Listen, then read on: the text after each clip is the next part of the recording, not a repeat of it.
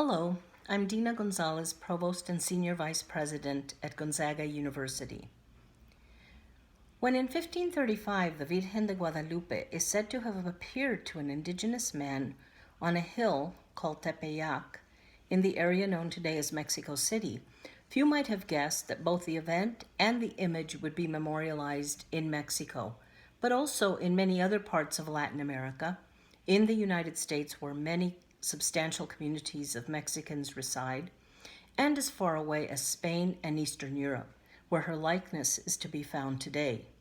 Devotees or followers of the Virgen de Guadalupe worship her on December 12th for many different reasons, including the fact that she appeared to a poor indigenous man, and that she invites walking and learning from her power with the poor and marginalized. The tilma, or shroud, that hangs today in the cathedral devoted to her, where masses are heard hourly, where all day, all night, into the night, a mass can be found and to be recited every single hour, where thousands visit the shrine. All of this a testament to her imprint and her power.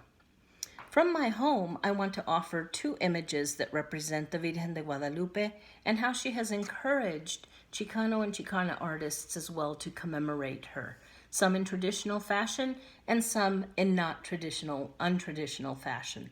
This first image is from the 1980s, and it is by artist Yolanda Lopez, San Francisco-based, who painted the Virgen de Guadalupe as her mother and grandmother. Both were seamstresses, and as they worked in the factories producing garments, Yolanda Lopez asked the very powerful question, what if the Virgen's shroud were to be sewn by them? The Virgen, in this instance, is shown kind of in the background, but the present and more contemporary face is, of course, of her mother.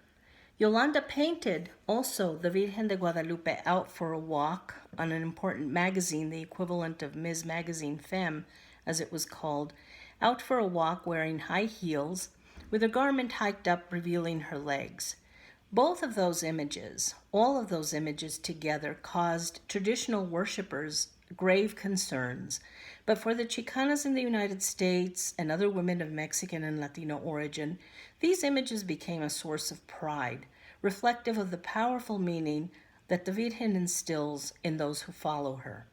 By the way, a Jewish friend of mine living in the Castro district of San Francisco today is also a devotee, so we might envision that the Virgen's followers and believers are not easily pegged by race, ethnicity, or gender.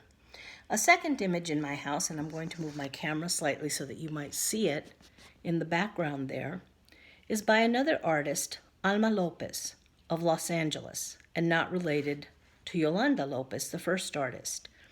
When this appeared at the Museum of International Folk Art, it is a painting, it caused quite a riot, almost a riot. It brought out very harsh comments from many devotees and Hispanic Catholics in particular.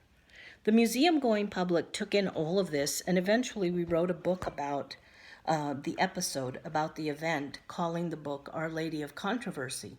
Alicia Gaspar de Alba and Alma Lopez co-edited that volume, and University of Texas Press published it.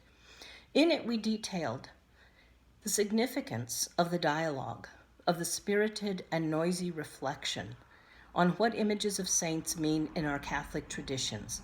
In this case, a bikini-clad, covered with roses, woman sporting punching gloves, a likeness of a real survivor of sexual abuse, is posed to reclaim her strength against the backdrop of the traditional tilma or shroud that envelops the Virgen de Guadalupe, but in this case, the shroud envelops the boxer. Beneath the image of Raquel, the poser, is a bare-breasted angel, another woman. As you might well imagine, this equally powerful image evoked an artist's sense of the Virgen's symbol, and it articulates, like so many Catholic images, sculptures, paintings, and statues do, a way of worshiping. Her image, however, was labeled by especially by traditional Catholics in Santa Fe and in northern New Mexico, a misarticulation, a mistake. And both the artist and the posers for the painting explained to many audiences afterward how, as we indicate in the book, they believe in the Virgen, believe in her power, and for too long felt misrepresented by the notion of the Virgen as a mystery. I present these two images for your consideration as I see them daily when I whip through my house to get to work, and also because I want to make the point that no matter how we choose to consider the symbol and the meaning of the Virgen de Guadalupe, she invites us all to stop and pray, to take in, even 486 years later, our own reflections on her meaning, and in that reflection and in her meaning, to find solace, reconciliation, and light. Thank you for tuning in.